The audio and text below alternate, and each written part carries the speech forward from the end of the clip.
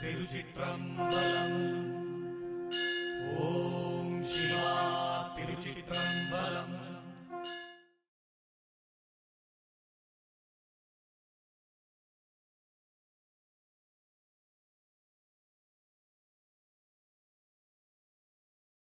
ಒಂದು ಗುರುಗಳಿಗೆ ಅನೇಕ ಜನ ಭಕ್ತರಿರ್ತಾರೆ. ಅನೇಕ ಜನ, ಎಷ್ಟು ಅಂತ ಹೇಳಲಿಕ್ಕೆ ಸಾಧ್ಯ ಇಲ್ಲ, ಅಷ್ಟು ಭಕ್ತರಿರ್ತಾರೆ ಅದು ಗುರುಗಳಿಗೆ. ಆದರೆ ಕೆಲವರು ಗುರುಗಳ ಹತ್ತಿರನೇ ಇರಬೇಕು ಅಂತೇಳಿ, ಏನಾದರೂ ಸರಿ, ಅವರು ಎಷ್ಟು ಅವಮಾನ ಮಾಡಿದರೂ ಸರಿ, ಎಷ್ಟು ಬೈದರೂ ಸರಿ, ಎಷ್ಟು ಇನ್ಸಲ್ಟ್ ಮಾಡಿದ್ರು ಸರಿ, ಏನು ಮಾಡಿದ್ರು ಸರಿ, ಆ ಗುರುಗಳ ಜೊತೆ ಇರುವಾಗ ಉಂಟಲ್ಲ, ಆ ಬೈಗಳು ಕೂಡ ಒಂದು ಅಮೃತದಾಗಿರ್ತದೆ, ಒಂದು ಸಿಹಿ ಇರ್ತದೆ ಆ ಬೈಗಳಿನಲ್ಲಿ. ಆ ಬೈಗಳನ್ನೊಳಗೊಂದು ಜ್ಞಾನ ಇರ್ತದೆ, ಅದರಲ್ಲಿ ಅವನ ಪರಿವರ್ತನೆ ಆಗ್ತಾನೆ, ತುಂಬ ಪರಿವರ್ತನೆ ಆಗ್ತಾನೆ. ಇನ್ನು ಕೆಲವರು ನೀನು ಬಾರ ಹತ್ತಿರ ಕೂತ್ಕೊಳ್ಳ ಅಂತ ಹೇಳಿದ್ರು ಅವನಿಗೆ ಕೂತ್ಕೊಳ್ಲಿಕ್ಕೆ ಆಗುದಿಲ್ಲ. ನೀನು ಬಾ ಹತ್ತಿರ ಕೂತ್ಕೊಳ್ಳಿ ಅಂತ ಹೇಳಿದ್ರು, ಸಮಯ ಇದ್ದರೂ, ಎಲ್ಲ ಅವಕಾಶಗಳು ಇದ್ದರೂ ಹತ್ತಿರ ಕೂತ್ಕೊಂಡು ಏನೋ ಒಂದು ವಿಷಯವನ್ನು ಕೇಳಲಿಕ್ಕೆ ಆಗುದಿಲ್ಲ, ಅದ್ರ ಜೊತೆಗೇ ಇರ್ತಾರೆ. ಇನ್ನು ಕೆಲವರು ಏನಾದರೂ ಸರಿ, ಬೈದರೂ ಸರಿ, ಏನಾದರೂ ಸರಿ, ಅವರ ಕಣ್ಣ ಮುಂದೆ ಇರಬೇಕು ನಾವು. ಅವರ ಕಣ್ಣ ಮುಂದೆ ಯಾವಾಗಲೂ ಅವರ ಕಣ್ಣ ಮುಂದೆ ನಾವು ಇರಬೇಕು ಎಂಬ ಜ್ಞಾನವನ್ನು ಯಾರು ಒಬ್ಬರು ತನ್ನ ಒಳಗೆ ಕಂಡುಕೊಳ್ತಾರೋ ಅವರು ಆ ಗುರುವಿನ ದಾರಿಯಲ್ಲಿ ಹೋಗಲಿಕ್ಕೆ, ಆ ಗುರುವಿನ ಮಾತನ್ನು ಪಾಲಿಸಲಿಕ್ಕೆ, ಆ ಗುರುವೇ ಅಂತ ಹೇಳಲಿಕ್ಕೆ ಯೋಗ್ಯವಾದ ಪುಣ್ಯಾತ್ಮ. ಅದು ಪುಣ್ಯಾತ್ಮ ಅಂತ ಹೇಳೋದು. ಅದು ಬೆರಳೆಣಿಕೆಷ್ಟು ಮಾತ್ರ ಸಿಗುವುದು, ಎಲ್ಲರಿಗೆ ಸಿಗುವುದಿಲ್ಲ. ಏನೋ ಒಂದು ತಡೆ ಆಗ್ತದೆ, ಮಾತಾಡಲಿಕ್ಕೆ ಬರುವಾಗ ಏನೋ ಒಂದು ತಡೆ ಆಗ್ತದೆ, ಏನೋ ಒಂದು ಕೇಳಲಿಕ್ಕೆ ಬರುವಾಗ ಏನೋ ಒಂದು ತಡೆ ಆಗ್ತದೆ, ಏನೋ ಒಂದು ಹೋಗ್ಲಿಕ್ಕೆ ಆಗುವ ಒಂದು ತಡೆ ಆಗ್ತದೆ.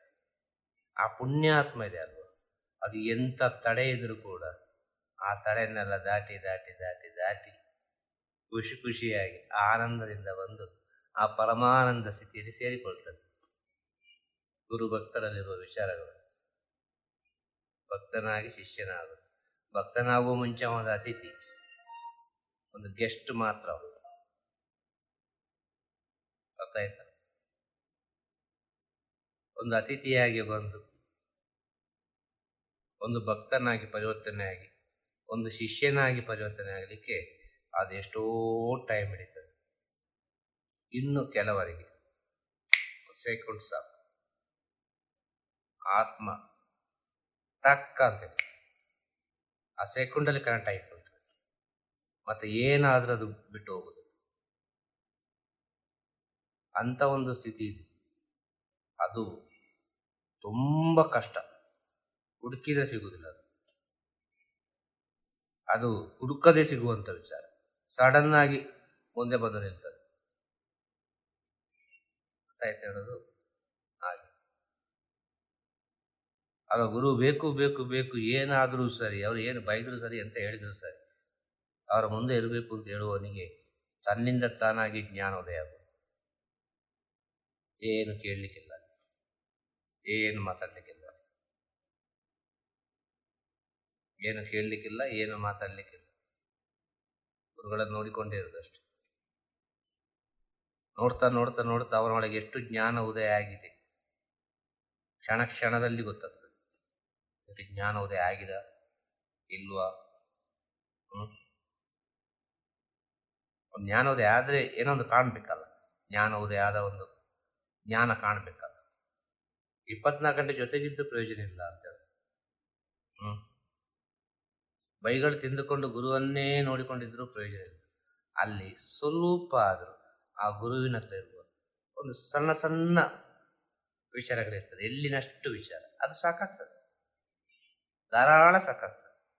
ಈ ಮಾಯಾ ಪ್ರಪಂಚಕ್ಕೆ, ಒಂದು ಬಿಸ್ನೆಸ್ ಮಾಡಲಿಕ್ಕೆ, ಒಂದು ಸಂಸಾರ ಚೆನ್ನಾಗಿರಲಿಕ್ಕೆ, ಒಂದು ಎತ್ತರ ಸ್ಥಾನಕ್ಕೆ ಹೋಗಲಿಕ್ಕೆ, 10 ಜನರ ಹತ್ರ ಹೇಗಿರಬೇಕು ಅಂತ ತಿಳ್ಕೊಳ್ಳಿಕ್ಕೆ, ಆ ಒಂದು ಎಳ್ಳಿನಷ್ಟು ವಿಚಾರವನ್ನು ಒಳಗಿಟ್ಟುಕೊಂಡ್ರೆ ಸಾಕು.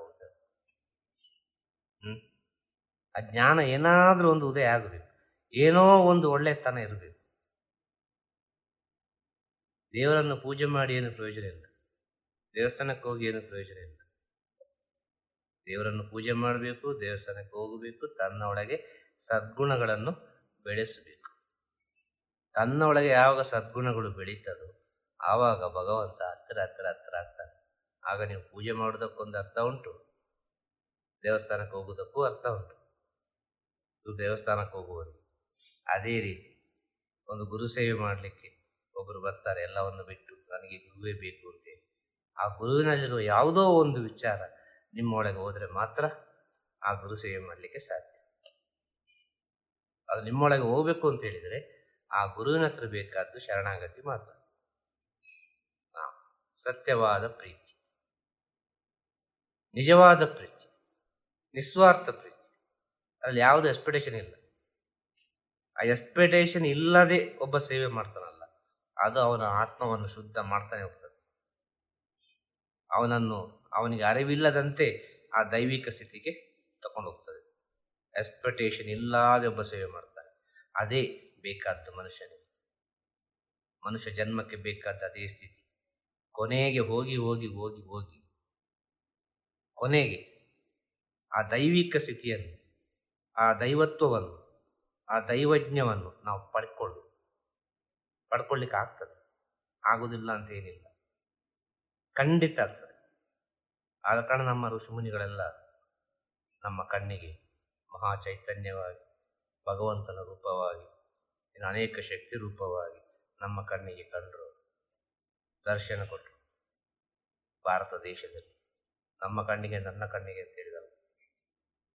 ಭಾರತ ದೇಶದಲ್ಲಿರುವ ಅನೇಕ ಭಕ್ತರುಗಳ ಕಣ್ಣಿಗೆ, ಅನೇಕ ಶಿಷ್ಯಂದ್ರ ಕಣ್ಣಿಗೆ, ಅನೇಕ ಗುರುಗಳು, ಅನೇಕ ಮಹಾಪುರುಷರು ಭಗವಂತನ ಸ್ವರೂಪದಲ್ಲೇ ಕಣ್ಣ ಮುಂದೆ ಬಂದರು. ಇದು ಯಾರಿಗೆ? ಸತ್ಯ ತಿಳಿದವರಿಗೆ. ಅವರು ಹೇಳಿದಂಥ ವಿಚಾರ ಗುರು ಮಹಿಮೆ, ಅವರು ಹೇಳಿದಂಥ ವಿಚಾರ ಗುರುವಿನ ಮಹತ್ವ, ಅವರು ಹೇಳಿದಂಥ ಕೊನೆಯ ವಿಚಾರ ಯಾರನ್ನು ಬೇಕಾದ್ರೆ ವರ್ಣನೆ ಮಾಡಬಹುದು. ಒಂದು ವೇಳೆ ಆ ಭಗವಂತನನ್ನು ಕೂಡ ವರ್ಣನೆ ಮಾಡಬಹುದು, ಆದರೆ ಗುರುವನ್ನು ವರ್ಣನೆ ಮಾಡಲಿಕ್ಕೆ ಸಾಧ್ಯ ಇಲ್ಲ. ಗುರುವನ್ನು ಪುಸ್ತಕದಲ್ಲಿ ಬರೀಲಿಕ್ಕೆ ಸಾಧ್ಯ ಇಲ್ಲ. ಗುರುವನ್ನೊಂದು ಸಿನಿಮಾ ತೆಗೆದು ತೋರಿಸಲಿಕ್ಕೆ ಸಾಧ್ಯ ಇಲ್ಲ. ಆ ಗುರುವಿನ ಕ್ಷಣ ಕ್ಷಣ ಕೂಡ ಅದು ಬೇರೆ ಬೇರೆ ಬೇರೆ ಬೇರೆ ಬೇರೆ ರೀತಿ ಇರ್ತದೆ. ಯಾರನ್ನು ವರ್ಣನೆ ಮಾಡಿದರೂ ಗುರುವನ್ನು ವರ್ಣನೆ ಮಾಡಲಿಕ್ಕೆ ಸಾಧ್ಯ ಇಲ್ಲ. ಅದು ಅವರವರ ಆತ್ಮಕ್ಕಾಗುವ ಸತ್ಯ ಅನುಭವ, ಅವರವರ ಆತ್ಮಕ್ಕೆ ಸಿಗುವ ಸತ್ಯ ಅನುಭವ. ಆ ಸತ್ಯ ಅನುಭವ ಸಿಕ್ಕಿದ್ರೆ ದೊಡ್ಡ ಸಾಕ್ಷಿಯಾಗಿ ಹೇಳ್ತೇನೆ, ಪಂಚಭೂತಗಳ ಸಾಕ್ಷಿಯಾಗಿ ಹೇಳ್ತೇನೆ. ಆ ಸತ್ಯ ಅನುಭವ ಸಿಕ್ಕಿಕೊಂಡ್ರೆ ನನ್ನಾಗಿ ನೀವು ಆಗೋದ್ರಲ್ಲಿ ಸಂದೇಹವೇ ಇಲ್ಲ. ಇಷ್ಟೇ ಹೇಳೋದು. ತಿರುಚಿಟ್ರಂಬಲಂ. ಗುರುವೇ ಶರಣಂ. ನಮಃ ಶಿವಾಯ. ನಮಃ ಶಿವಾಯ. ನಮಃ ಶಿವಾಯ. ನಮಃ ಶಿವಾಯ. ನಮಃ ಶಿವಾಯ. ನಮಃ ಶಿವಾಯ.